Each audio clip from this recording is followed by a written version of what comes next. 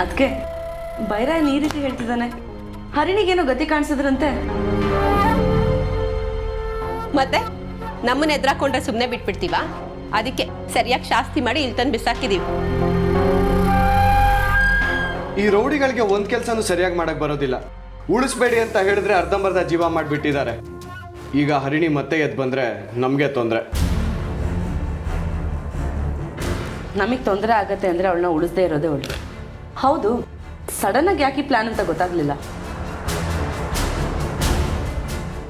ಆ ಚಿತ್ರ ಅವರಮ್ಮ ಮೀನಾಕ್ಷಿಗೆ ಫೋನ್ ಮಾಡಿ ಇಲ್ಲಿಗೆ ಕರೆಸಿದಾಳೆ. ಅದು ಅಲ್ಲದೆ ಮುತ್ತಣ್ಣನ ಜೊತೆ ಭೇಟಿ ಮಾಡುವಂಥ ಪ್ರಯತ್ನನೂ ಪಟ್ಟಿದ್ದಾಳೆ.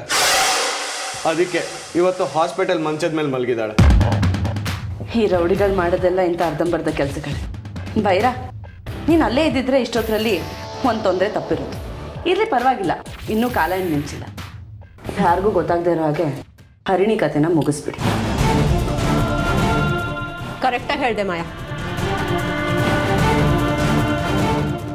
ಈಗ ಅದೊಂದೇ ಕೆಲಸ ಬಾಕಿ ಉಳಿದಿರೋದು.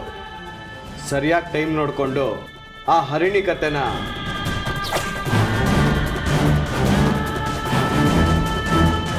ಕೊನೆಗೂ ಹರಿಣಿ ಈ ಭೂಮಿಯಿಂದ ಔಟ್ ಆಗ್ತದೆ.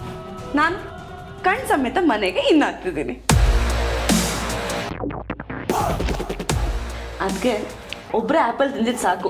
ನನಗೂ ಒಂದು ಪೀಸ್ ಕೊಡಿ. ಇವಾಗ ನನಗೆ ಕಣ್ ಚೆನ್ನಾಗಿ ಕಾಣುತ್ತೆ. ಅದಕ್ಕೇನಂತೆ, ತಗೋ ಮಾಯಾ, ತಿನ್ನು.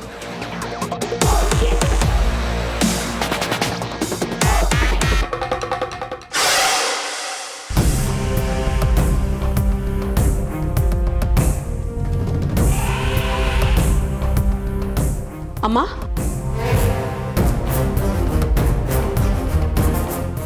ಅಮ್ಮ, ನೀನು ಇಲ್ಲೇ ಇದ್ದಿದ್ದು ಒಳ್ಳೇದಾಯ್ತು. ಒಳಗಡೆ ಮಾಯಾ ಮುತ್ತಣ್ಣನ ಮುಂದೆ ಕಣ್ ಬಂದಿರೋ ಹಾಗೆ ಎಷ್ಟು ಚೆನ್ನಾಗಿ ನಾಟಕ ಆಡಿದ್ಲು ಗೊತ್ತಾ? ನಿನಗೆ ಹೇಳಿ ಮಾಡಿಸಿದ ಸೊಸೆ ಅಮ್ಮ.